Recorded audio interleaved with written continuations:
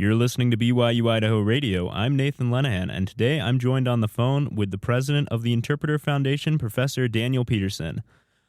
Daniel, thank you so much for joining us today. Oh, thank you for having me.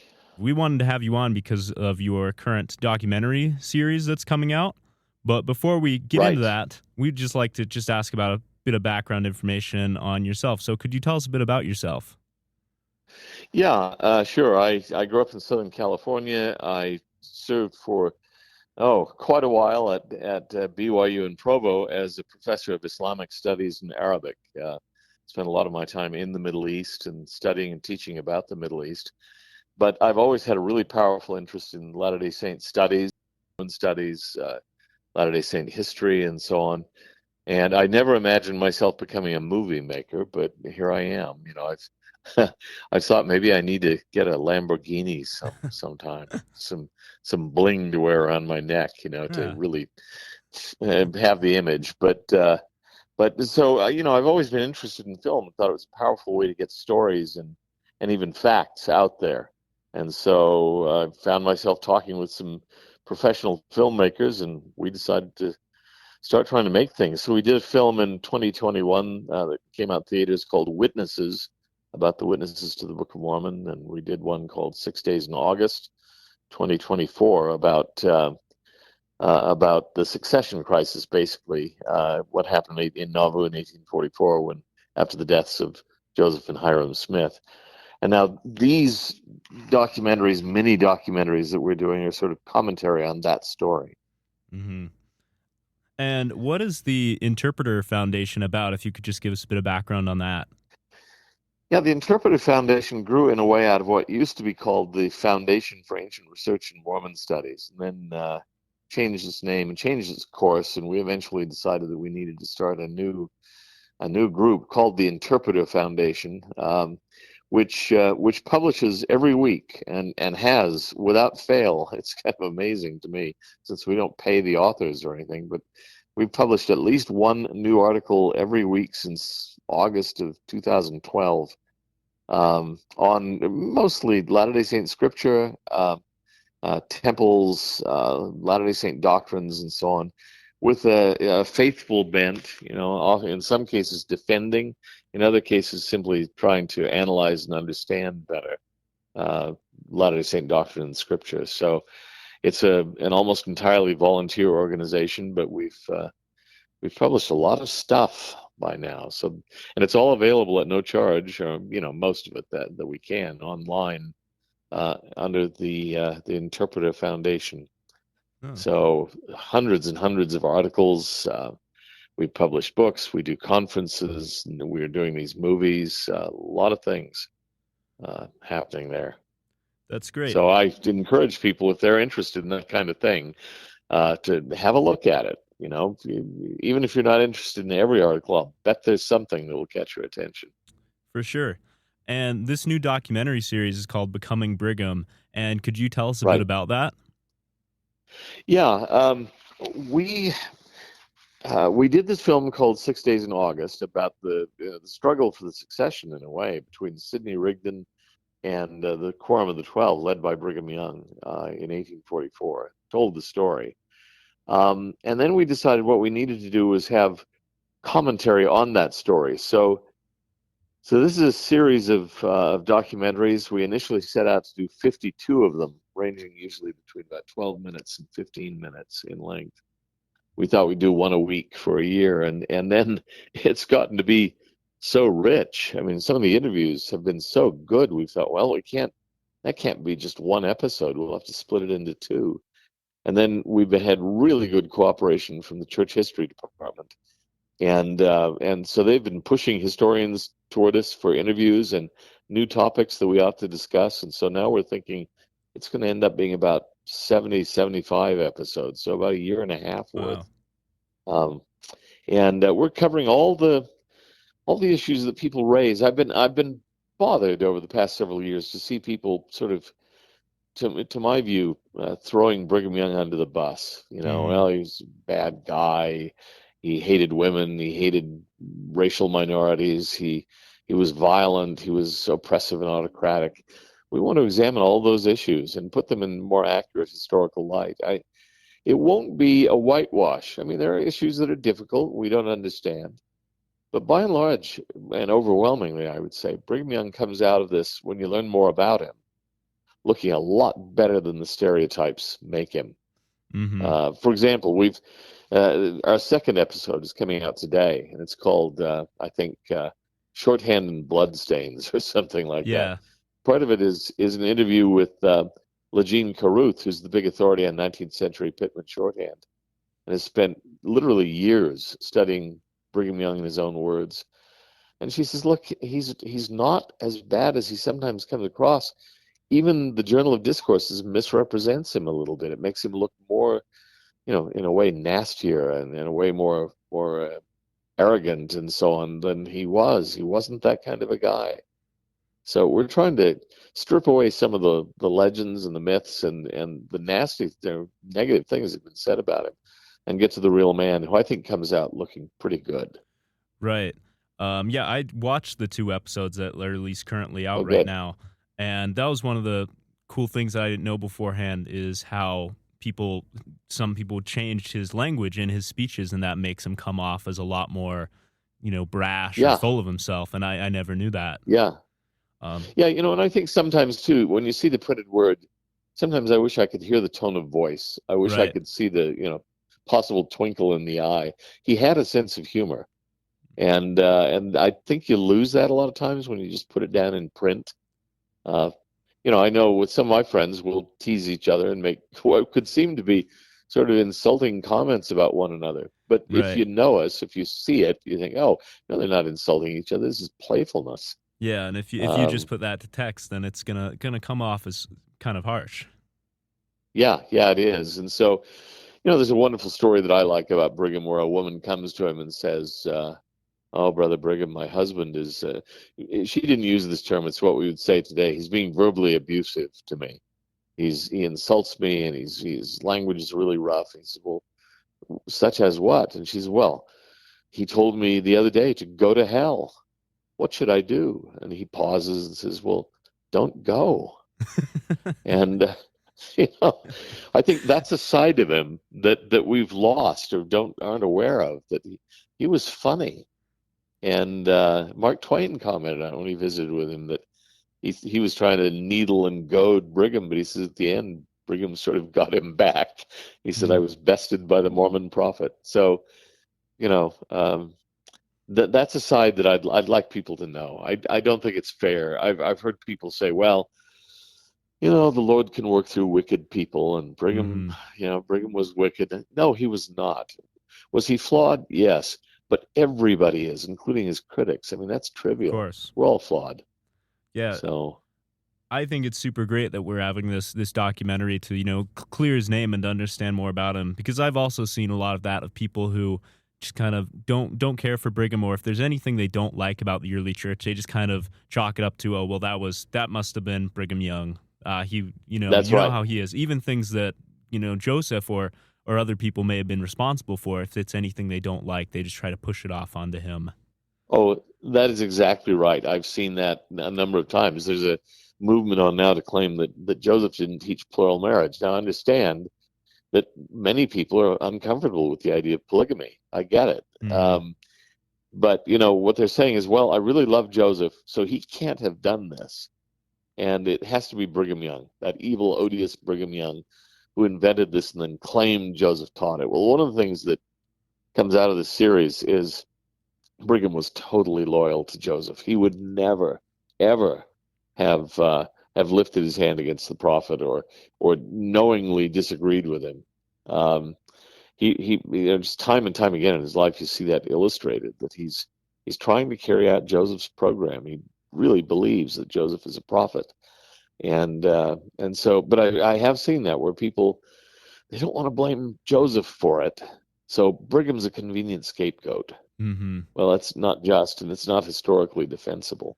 Yeah, and I'm sure, as an academic yourself, that must be particularly frustrating to see people just try to push all these things on him, like, as it talks about in one of the first episodes how it was secretly Brigham who conspired to kill Joseph, and all these things that Yeah. he's responsible for that are really just based in nothing.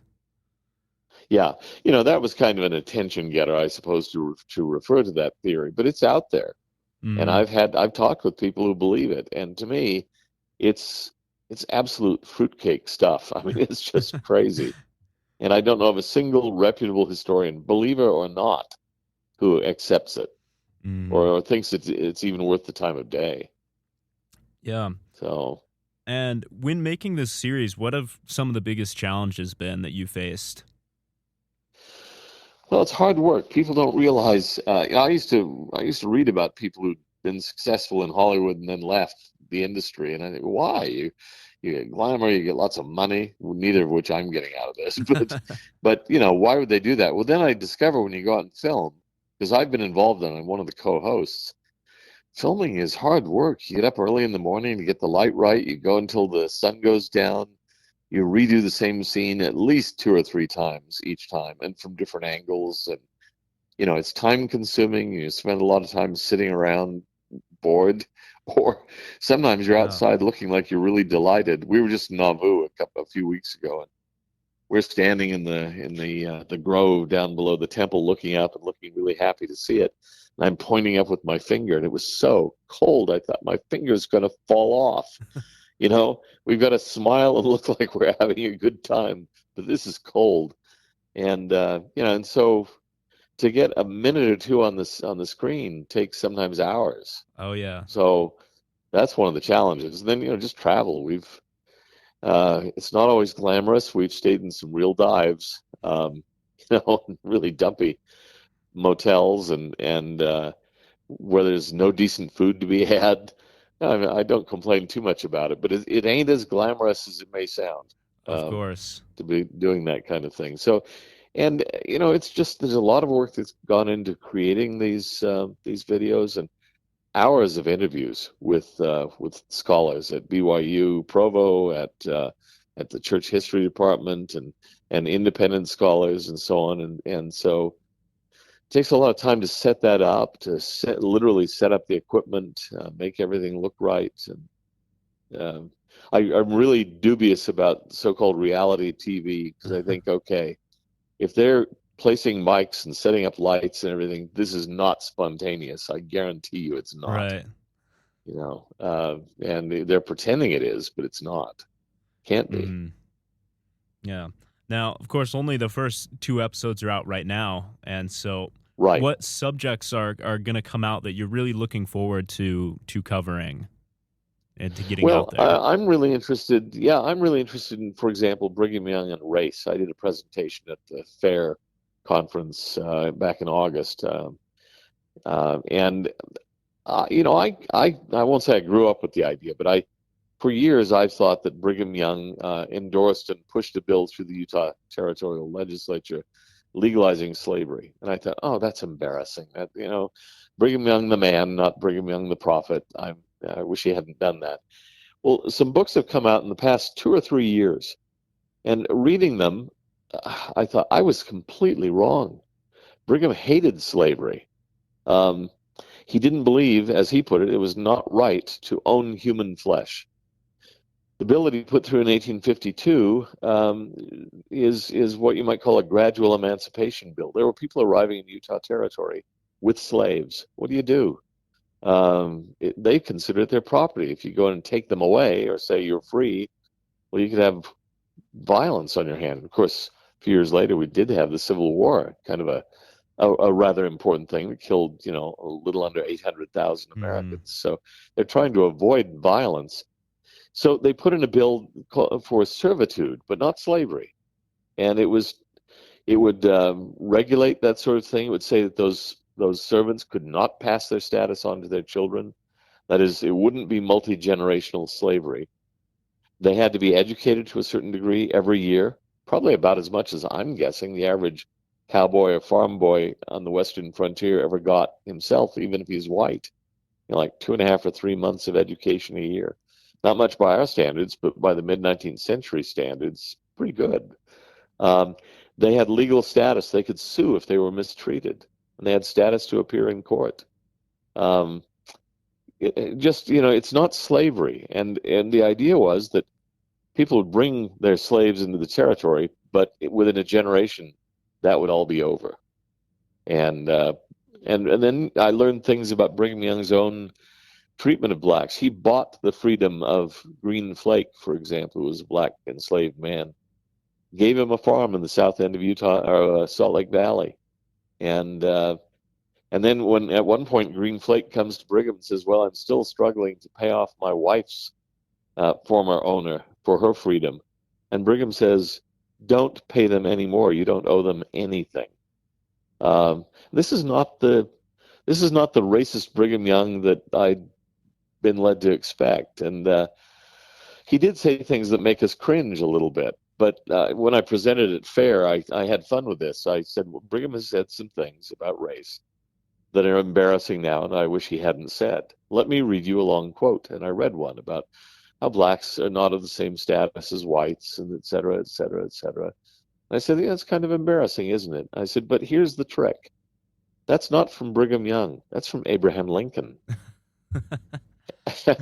And the fact is that even abolitionists in the early part of the 19th century, weren't really for equality. They just thought slavery was immoral. So Brigham's kind of not unusual for his time.